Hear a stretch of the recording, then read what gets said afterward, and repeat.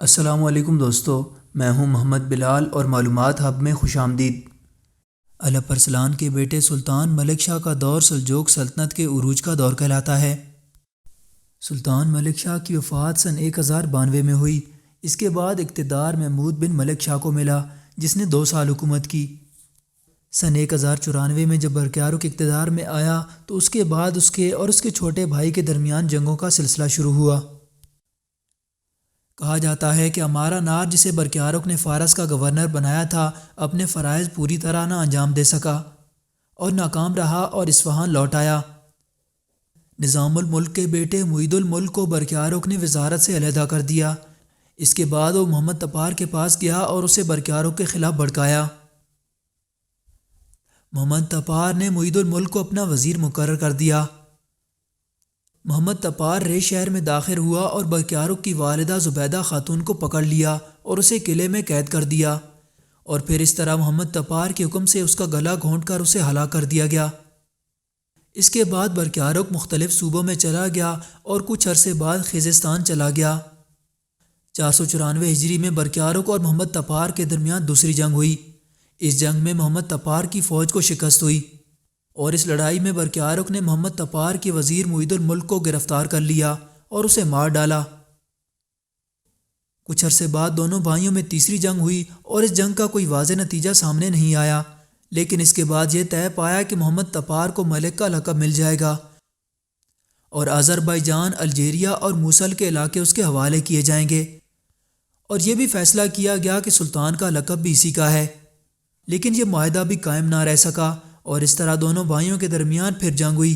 اس جنگ میں برقیارق نے محمد تپار کی فوج کو کچل ڈالا اور محمد تپار اصفہان چلا گیا۔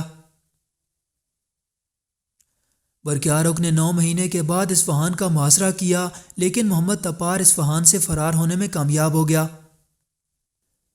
498 ہجری میں برقیارق کا انتقال ہوا اور اس نے اپنے بیٹے کو اپنا جانشین مقرر کیا۔ اسے اپنے اطابق یعنی استاد کے ساتھ روانہ کیا اور خلیفہ نے اس کے نام پر ایک خطبہ سنایا، لیکن اس وقت محمد تپار کو یہ بات معلوم ہو چکی تھی۔ وہ دوسرے بڑے سلجوق حکمرانوں کے ساتھ بغداد میں داخل ہوا اور اس کا استقبال کیا گیا۔ اس طرح محمد تپار سلجوق سلطنت کے نئے سلطان منتخب ہوئے۔ محمد تپار نے 1105 سے سن 1118 تک حکومت کی۔ محمد تپار نے اقتدار میں آتے ہی نعمانیہ کو فتح کیا۔ اس کے دور میں حسن بن صبا کا فتنہ اپنے عروج پر تھا۔ اس نے حسن بن صبا کے شیشین کے خلاف بھی کارروائیاں کیں۔ سلطان محمد تپار کے دور میں اصفہان میں ایک قلعہ تعمیر کیا گیا تھا جسے جلالی قلعہ کہا جاتا تھا۔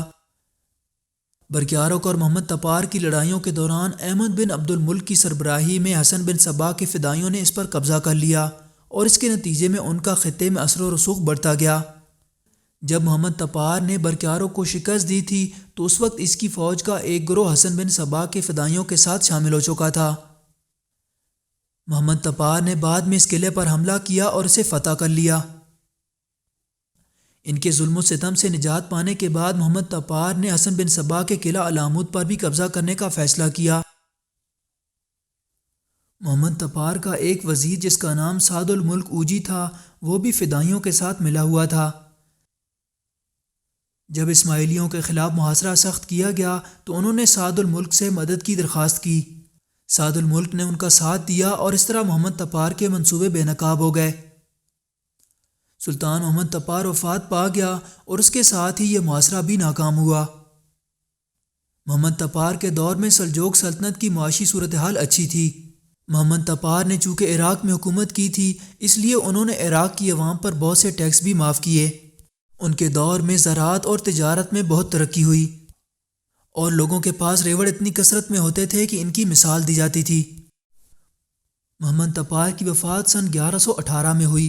محمد تپار کی وفات کے بعد سلطان احمد سنجر نے اقتدار سنبھالا، لیکن محمد تپار کے بیٹے محمود نے احمد سنجر کو سلطان تسلیم کرنے سے انکار کیا اور بغداد میں اپنا علیحدہ دارالخلافہ بنا لیا، لیکن سلطان احمد سنجر نے اس کی حکومت کا خاتمہ کر دیا۔ محمد تپار کے دور میں تفسیر، جغرافیہ، تصوف اور دوسرے مضامین پر بہت سی قابل قدر کتابیں لکھی گئیں۔ انہی کے دور میں قبل اسلام اور جغرافیائی تاریخ کی مستند ترین کتاب ابن بلخی کا فارس نامہ بھی ہے۔ ان کے دور میں انوری جیسے اہم شاعر رہتے تھے جنہوں نے سلطان کو بیان کرنے والی نظمیں لکھیں۔ اس کے علاوہ ابن بطوطہ، کمال الدین اور جمال الدین اصفہانی کو بھی لکھا گیا۔ دوستو، امید کرتا ہوں آپ کو یہ ویڈیو اچھی لگی ہوگی۔ مزید ایسی ویڈیوز کے لیے چینل کو سبسکرائب کر کے ساتھ موجود بیل آئیکن کو ضرور پریس کریں۔ ملتے ہیں اگلی ویڈیو میں۔ اللہ حافظ۔